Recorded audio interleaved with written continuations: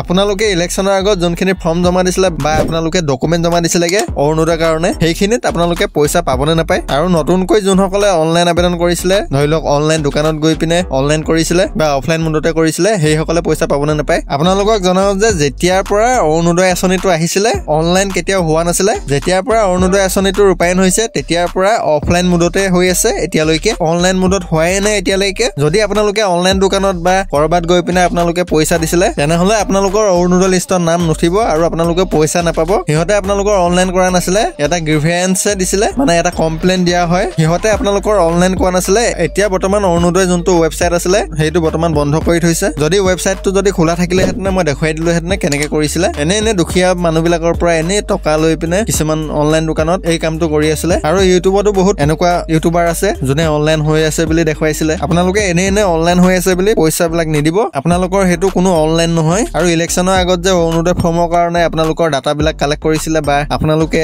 গৈ পিনে ডকুমেণ্টবিলাক জমা দিছিলে সেইবিলাকৰ পইচা পাবনে নাপায় চাওক সেইটো কোনো অফিচিয়েলি কোৱা নাছিলে যে অৰুণোদয় আঁচনিৰ কাৰণে আবেদন হৈছে বুলি এইটো ইলেকশ্যনৰ আগত এইটো বহুত টুল পাৱাৰো লাগিছিলে যে ইলেকশ্যনৰ আগত ফৰ্মবিলাক আছে বুলি আপোনালোকে সেই ইলেকশ্যনৰ আগত যদি আপোনালোকে ডকুমেণ্টবিলাক দিছিলে বা ফৰ্মখন জমা দিছিলে তেনেহলে আপোনালোকে অৰুণোদয় ধন লাভ নকৰিব আপোনালোকে আকৌ ৰিএপ্লাই কৰিব লাগিব আৰু ৰিএপ্লাই আপোনালোকে এটা কথা মনত ৰাখিব যে অনলাইনত অৰুণোদয় আঁচনিটো প্ৰথমৰ পৰা এতিয়ালৈকে অনলাইন হোৱা নাই আৰু চৰকাৰে কৈছিলে যে যাৰ ৰেচন কাৰ্ড আছে সকলোকে অৰুণোদয় টকা দিম বুলি এতিয়া বৰ্তমান চৰকাৰে এখন কমিটি গঠন কৰি দিছে সেই কমিটিখন গৈ পিনে আপোনাৰ ঘৰত গৈ সাৰ্ভে কৰিব আপোনালোকে যদি পাবলগীয়া যোগ্য হয় সাৰ্ভে তেনেহলে আপোনাৰ নামটো এড কৰি দিয়া হ'ব তাত আৰু আপোনালোকে অৰুণোদয় টকা লাভ কৰিব পাৰিব আপোনালোকে অৰুণোদয় টকা পাবলৈ আপোনালোকৰ বেংক একাউণ্টৰ লগত আধাৰ সেটিংটো থকাটো বাধ্যতামূলক আপোনালোকে যদি এতিয়ালৈকে আধাৰ কাৰ্ডৰ লগত বেংক সেটিং কৰা নাই কৰি থব কাৰণ আহিবলগীয়া এমাহ দুমাহৰ ভিতৰত আপোনালোকৰ অৰুণোদয় সাৰ্ভে কৰিবলৈ আহিব এণ্ড ইলেকশ্যনৰ আগৰ পৰা ধৰি লওক 2-3 মাহৰ আগৰ পৰা খুব সম্ভৱ আপোনালোকে অৰুণোদয় টকা লাভ কৰিব